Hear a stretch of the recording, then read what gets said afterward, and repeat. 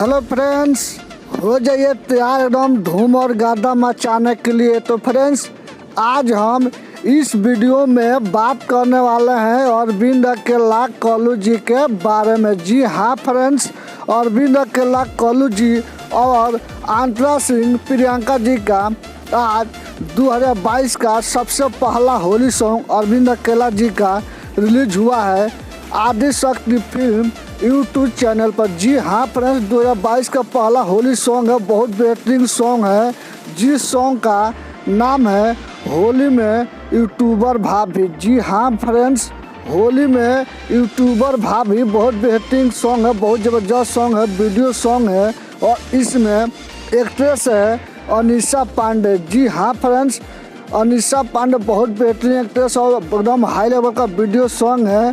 अगर आप लोग नहीं देखे हैं तो आदिशक्ति फिल्म यूट्यूब चैनल पर जाइए और खूब ढेर सारा प्यार से बात दीजिए और प्लीज़ मेरे चैनल को सब्सक्राइब कर लीजिए। ऐसे ही अपडेट लाते रहूँगा, तब तक के लिए बाय।